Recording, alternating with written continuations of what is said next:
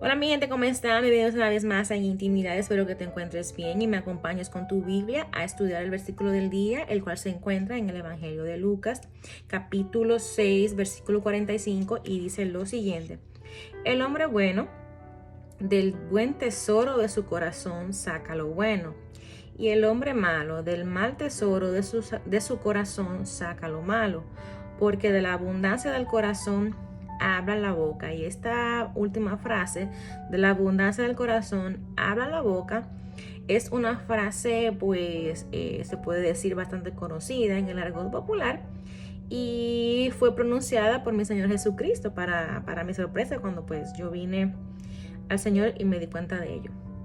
Bueno, ¿qué está sucediendo acá? Acá prácticamente es un retelling o un redecir de Sermón del Montes, de Sermón del Monte, no del Montes, el cual lo vemos en el Evangelio de Mateo a partir del capítulo 5 hasta el capítulo 7. Entonces, esto viene prácticamente después de que Jesús habla de no juzgar a los demás. Y luego también viene, ¿no?, el título específicamente de esta porción, donde Jesús habla, ¿no?, de que por sus frutos es que conocemos a las personas. Y luego de esto, pues Jesús específicamente dice lo que quiere decir. Es que muchas veces las personas o nosotros llamamos al Señor Jesús, pero no siempre llamamos al Señor, ¿no?, a Jesús, el Señor. O sea, Señor quiere decir amo y dueño de nuestras vidas y Dios de nuestras vidas.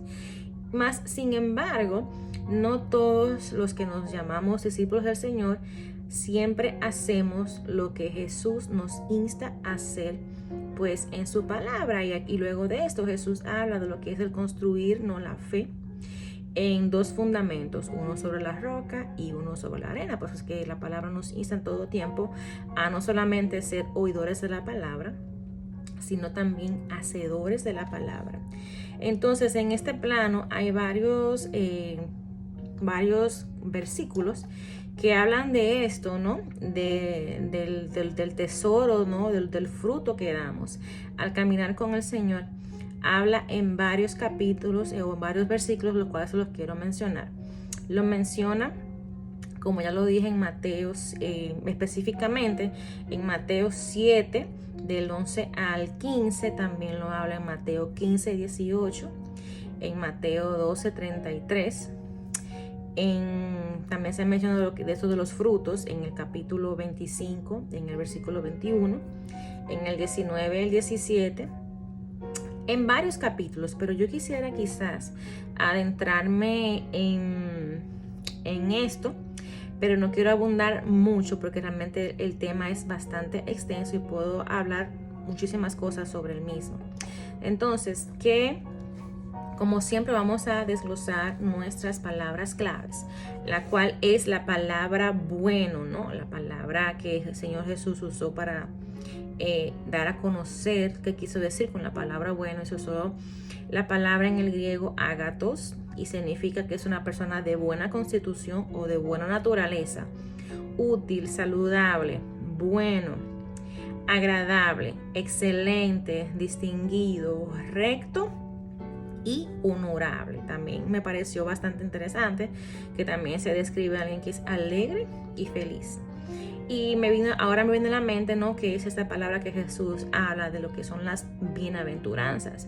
Más sin embargo, si leemos la primera porción de las bienaventuranzas, entendemos que estas porciones de las bienaventuranzas son básicamente como la base para las personas que caminan con mentalidad del reino. Y obviamente esta mentalidad viene luego de que el creyente tiene un encuentro cercano e íntimo con el Evangelio, ¿no?, y entendemos lo que nuestra necesidad del Señor Jesucristo, y pues es este nacer de nuevo que nos ayuda pues a caminar conforme a la palabra. Ahora, ¿qué sucede aquí?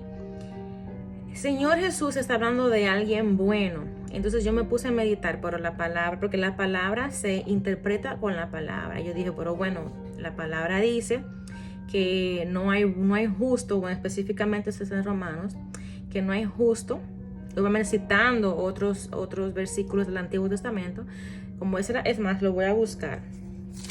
Romanos, vamos a ver. Romanos capítulo 3 específicamente, a partir del versículo 10. Esto lo dice citando al Salmos 14 y al Salmo 53. Dice, no, como está escrito, no hay justo ni a uno, no hay quien entienda, no hay quien busque a Dios. Todos se desviaron, a una se hicieron inútiles. No hay quien haga lo bueno, ni siquiera uno. O sea, aquí si decimos, pero Jesús dice que el hombre es bueno, pero aquí dice que ninguno es bueno, entonces ¿quién tiene la verdad? O sea, la Biblia se está mal interpretando, la Biblia tiene error. No, la Biblia es inerrante. Lo que pasa es que tenemos que entender a qué se refiere específicamente cuando Jesús dice el hombre bueno. Naturalmente, el hombre no es bueno, porque dice la palabra. Vamos, yo quiero, de verdad que yo le pido al Señor que me diga en este estudio, porque yo quisiera hablar como de todo, pero tengo que hacerlo en orden, porque no quiero consumir mucho de tu tiempo, y he notado que como que me inspiro mucho y no quiero realmente hablar tanto, pero en sí dice la palabra que el pecado entró por Adán. Quiere decir, desde Adán todos hemos pecado. Y dice la palabra en Romanos, estamos destituidos de la presencia del Señor. Entonces, si somos buenos, ¿cómo es que estamos destituidos de la presencia del Señor? Pues precisamente por eso, porque tenemos pecado. Eclesiastés también habla de eso, en el libro de Eclesiastés, donde dice que no hay un justo que siempre haga el bien y que nunca peque. Entonces, ¿a qué se refiere específicamente? El hombre bueno, esa es mi percepción, es aquel hombre, ¿no?, que es temeroso del Señor. No que es bueno en su naturaleza, porque su naturaleza está corrompida debido al pecado. O sea, no es bueno ni limpio 100% ante la presencia de Dios. Sin embargo, este hombre bueno lo podemos ver en la persona de Dios hecha hombre a través de Jesús. Y es precisamente de ese tesoro que salía de Jesús, esta palabra que dice Jesús que le daba al Padre a que hablara, era lo que salía de Jesús, ¿no? Palabras de confrontación, palabras de amor, palabras de sanidad. Entonces, ¿qué sucede? Y el hombre malo, que es lo que en realidad somos como naturaleza en sí, desde que pecamos, nacemos apartados de Dios. Entonces, ¿qué significa el corazón? Bueno, en el hebreo la palabra corazón se usó, la palabra en hebreo lev, y en la palabra griega se usó lo que es la palabra cardia. Vamos a escuchar lo que dice en la definición. Dice, no, en sí es el órgano físico de la circulación de la sangre y por tanto es el asiento, ¿no?, de la vida física. Sabes que si en el corazón deja de latir o lo que sea, pues obviamente la persona se le declara lo que es clínicamente muerto. Entonces, ¿qué sucede? También nos habla de este centro de la vida espiritual, que es el alma, la mente, lo que es, ¿no?, el asiento de las emociones, los pensamientos y los deseos, ¿no?, los apetitos, los propósitos, los afectos, el esfuerzo, las pasiones, no lo que es cuando se refiere al entendimiento, ahora lo que es la facultad de la inteligencia, la voluntad y el carácter en sí de la persona. También nos habla de la parte más íntima. Eso me llamó muchísimo la atención. Hasta de cualquier cosa inanimada habla de este centro, ¿no?, de lo que lo hace el ser. Esto es el corazón. Entonces, ¿qué sucede? Como dice Jeremías, vamos a buscarlo, voy a buscar por mi celular para que se me sea un poquito más rápido, porque la verdad me hace falta citar esos versículos para que entendamos que Dios en ningún momento llama bueno al hombre. O sea, no somos buenos como el mundo, pues la psicología y toda la cosa del mundo nos quiere hacer creer. ¿Qué dice Dios? Porque esa es el único veredicto y opinión que cuenta para mí. ¿Qué me dice Dios? Dios me dice, Yajaira, engañoso, más engañoso que todo es tu corazón y sin remedio. O sea, no hay cura hasta que llega Jesús en tu vida. ¿Quién lo comprenderá? Entonces aquí Dios nos da la cura. Yo, el Señor, escudriño el corazón, pruebo los pensamientos para dar a cada uno según sus caminos, según el fruto de sus obras. Quiere decir que nuestro corazón es engañoso. Podemos pensar una cosa cuando en realidad en el fondo del fondo es otra intención, las cuales queremos enmascarar, pero sabemos muy en el fondo cuáles son nuestras intenciones. Inclusive en el libro de Génesis, la palabra habla de que el corazón del hombre, ¿no? A partir en la rebelión, donde Dios antes de mandar el diluvio, es la palabra que el corazón del hombre sus pensamientos eran de continuo mal, o sea, era una maldad increíble, y es una maldad que la estamos viendo hoy en día. Inclusive Jesús dijo, como en los tiempos de Noé, así será antes de la venida del Señor. Entonces, eso lo estamos viendo. El corazón del ser humano actualmente es de continuo mal. Ahora, nuestros deseos, ¿no? Nuestras emociones, nuestros propósitos, nuestros apetitos, nuestros afectos naturales están inclinados completamente al mal. O sea, es algo terrible. Entonces podemos pensar, ¿existe realmente un corazón bueno? ¿Existe un ser humano bueno? ¿Qué significa pues ser bueno? Entonces yo estaba buscando y pues salió en el diccionario que bueno es un adjetivo que se emplea para referirse a algo en lo que se reconoce un valor positivo. Y según vemos en el libro de Romanos, vamos a volver al libro de Romanos, vamos a ver qué dice Dios con respecto a esto. Romanos 3:10 dice lo siguiente, que ya se lo leímos, que no hay un justo, ni siquiera uno. Ahora si vemos también el 3:23, habla de que todos hemos nacido separados del Señor, lo que quiere decir que para Dios no hay nadie bueno. Por más buenas que sean tus intenciones, por más bueno que tú creas que eres, tú no eres bueno ante Dios, porque bueno, una de también de las definiciones es ser moralmente perfecto, y sabemos que por el pecado nadie es moralmente perfecto y nadie nunca ha dejado de cometer pecados. Entonces, como yo leí o vi, no pecamos, no somos pecadores porque pecamos, sino pecamos porque somos pecadores. Ahora, hay otra parte muy interesante de que es la definición de la palabra bueno.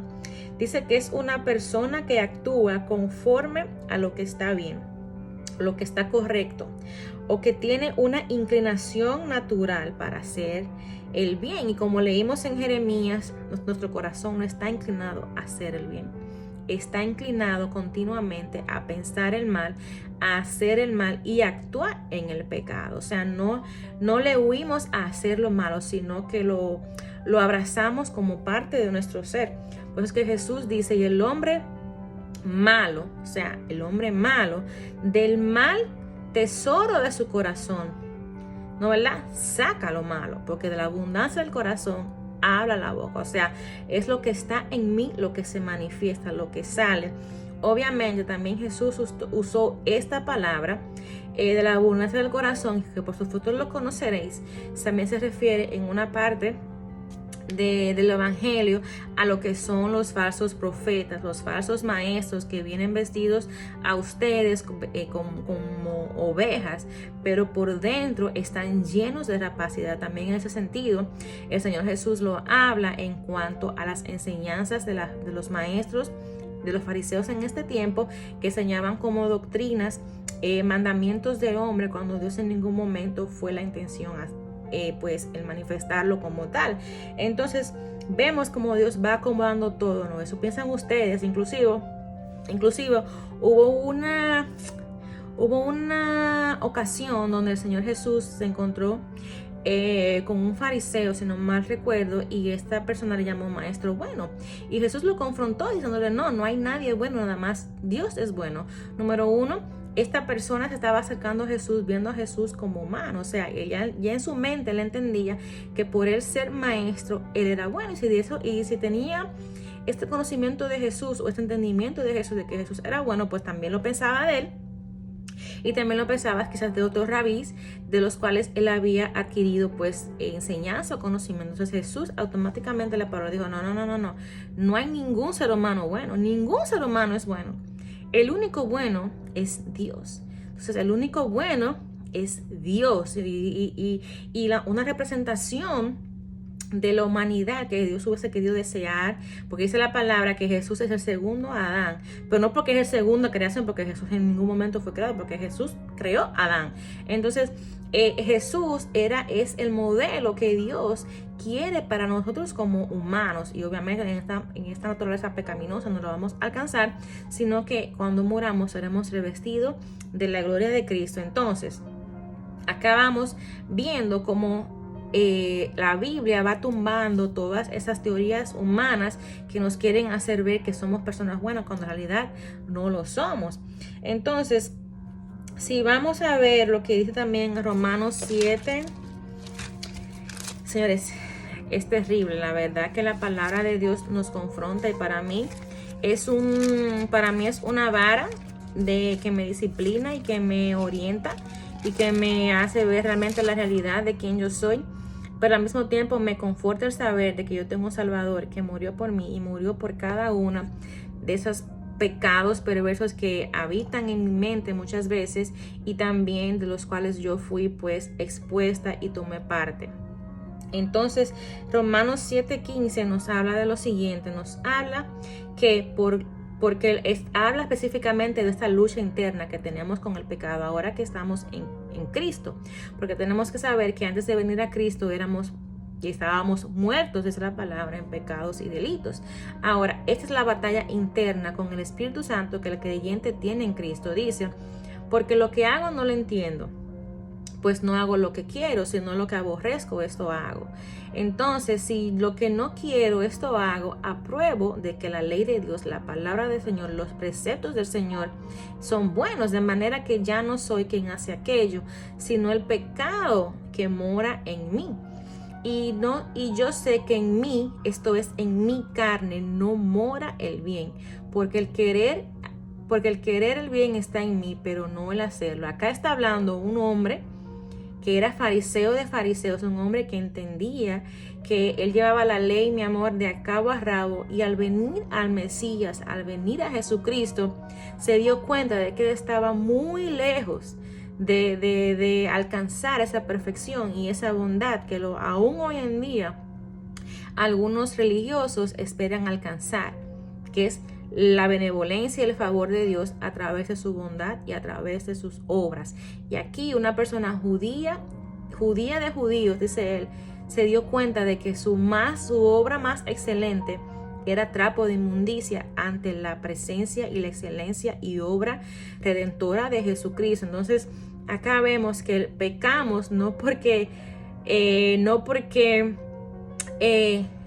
no somos pecadores, sino porque el pecado mora en nosotros. Es por esto pues que pecamos. Ahora concluimos entonces, ¿no?, que Jesús es el único que fue humano y fue 100% Dios, y fue 100% bueno. No podemos decir que Jesús fue perfectamente humano y perfectamente Dios, ¿no? Mientras caminó en nosotros, Jesús es el único, ¿no?, que se atribuye estos adjetivos de perfección y excelencia. Él es el único bueno, Él es el buen pastor, Él es la vida, Él es el camino, Él es la verdad, Él es el manso y humilde de corazón, y es el único que nos invita a vivir y a ser como Él. Entonces aquí estamos viendo que Jesús es la personificación de esto, de la bondad, del hombre bueno, que de lo bueno que hubo en Él, Él sacó a través de sus enseñanzas al pueblo de Israel. Entonces vemos la contraparte de este hombre malo, que lo vemos en la personificación, si se puede llamar así, de los fariseos. Mas sin embargo también vimos en una ocasión cuando Juan y su hermano querían mandar fuego del cielo al pasar por una aldea de samaritanos, y ellos no querían pues recibir a Jesús, y Jesús les dijo, confrontándolos, ¿no?, con la maldad de soberbia o no sé de cuántas cosas quizá le pasó por su mente al no recibir a Jesucristo. Y Jesús le confrontó y les dijo, ¿acaso ustedes no saben de quiénes son hijos? Ustedes no saben de qué espíritu ustedes son. Entonces aquí vemos de que aún andando con Jesús y viendo el ejemplo de Jesús, el pecado que moraba en esos discípulos, pues salió a flote, fue el fruto que dio en ese momento, pues de ira y de incomodidad al ver cómo rechazaban a Jesús. Entonces, ¿qué somos sin Jesús? Precisamente somos eso, somos lo que Jesús dice, que somos hombres malos, ¿no? Somos hombres, pues, y mujeres inclinados a las pasiones más bajas, vergonzosas, de carácter torcido y perverso. Somos depravados e inmorales, sin remedio, dice la palabra. Entonces, esta es la condición del corazón sin tener en cuenta a Dios. Como dice Romanos específicamente, si volvemos a Romanos es, o sea, ustedes quieren saber quiénes somos sin Cristo, léanse Romanos. O sea, es algo tremendo y la verdad a mí me confronta y me alienta muchísimo cada vez que tengo la oportunidad. Inclusive Pablo en una de sus cartas le dice a los oyentes que y esto éramos algunos, más ahora estamos en Cristo. Entonces, ¿qué dice aquí? Esto es en Romanos 1. A partir del versículo 18, y dice lo siguiente: porque la ira de Dios se revela desde el cielo contra toda impiedad e injusticia de los hombres que detienen con injusticia la verdad. Porque lo que de Dios se conoce les es manifiesto, pues Dios se lo manifestó. Porque las cosas invisibles de su eterno poder y deidad se hacen claramente visibles desde la creación del mundo, siendo entendidos por medio de las cosas hechas, de modo que ningún ser humano va a tener excusa al momento que se presente ante el gran trono blanco del Señor. Y dice también lo siguiente: pues habiendo conocido a Dios, no le glorificaron como Dios, ni le dieron gracias, sino que se envanecieron en sus razonamientos, y su necio corazón fue entenebrecido.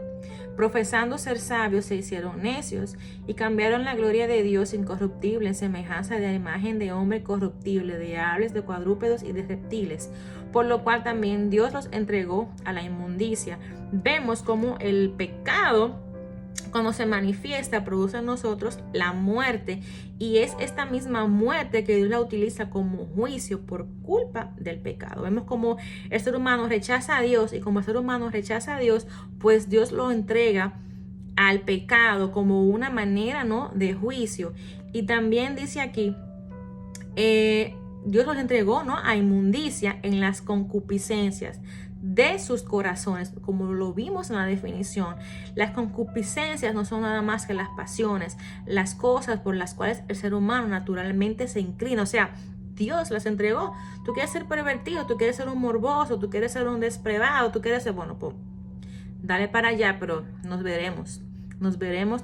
Entonces, de modo que deshonraron a Dios entre sí y sus cuerpos, ya que cambiaron la verdad de Dios por la mentira, o sea, la mentira de los muchos caminos y muchas filosofías huecas de hombres, por los cuales los hombres también se desvían, honrando y dando culto a las criaturas antes que al Creador, el cual es bendito por los siglos. Amén. O sea que el mismo vivir en pecado, el mismo pecado en el cual estamos viviendo, es una consecuencia del mismo pecado al cual pues nos entregamos. Y no tanto eso, sino que tenemos la cachaza, tenemos la desfachatez de culpar a Dios por todas las malas decisiones y todas las cosas malas que los seres humanos día a día se entregan a raíz de su propio pecado. Entonces, ¿cuál es la esperanza de un hombre perdido en sus pecados? ¿Cuál es la esperanza de un hombre malo? La única esperanza de un hombre malo y perdido en sus pecados es el Evangelio.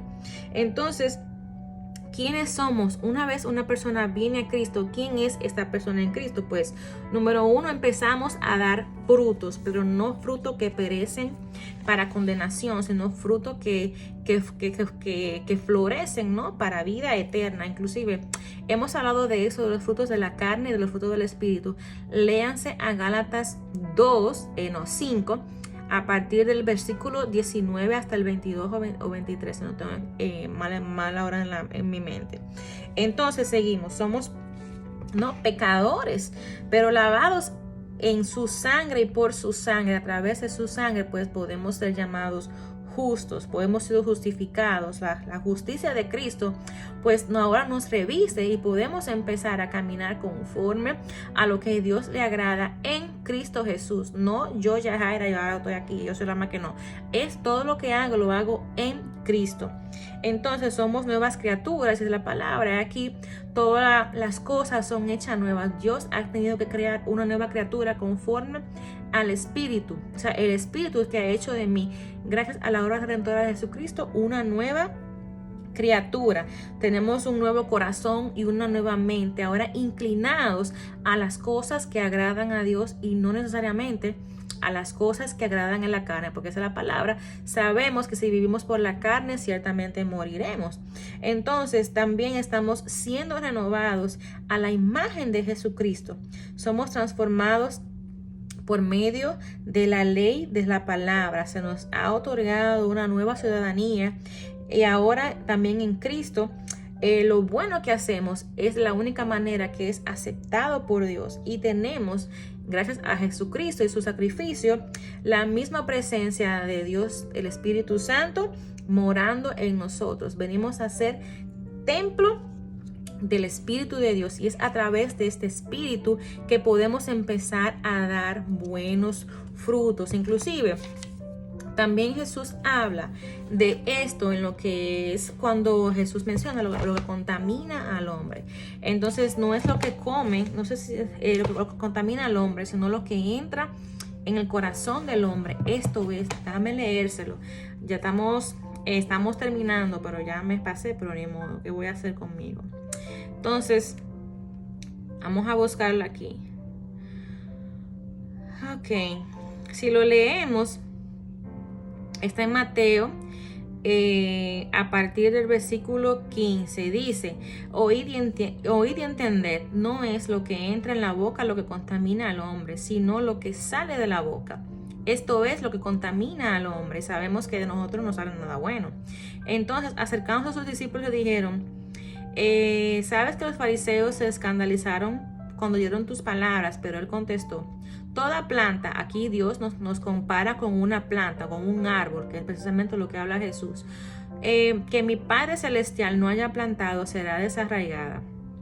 Déjenlos, son guías de ciegos, y un ciego guía a otro ciego, ambos caerán en el hoyo. Respondiendo Pedro le dijo: explícanos la parábola. Y él le dijo: también ustedes aún están faltos de entendimiento, no entienden que todo lo que entra en la boca va al estómago y se elimina, pero lo que sale de la boca proviene del corazón, perverso y engañoso, como nos dice Jeremías, porque del corazón provienen los malos pensamientos, los homicidios, los adulterios, fornicaciones, robos, falsos testimonios y calumnias. Estas cosas contaminan al hombre, pero el comer con las manos sin lavar no contamina al hombre. Vemos cómo los fariseos entendían que si comían sin lavarse las manos, lo cual era un rito impuesto por ellos, pues eso lo iban a contaminar, cuando no entienden que en sí la contaminación ya vive en el hombre, y eso es lo que sale del hombre, lo que lo contamina en sí,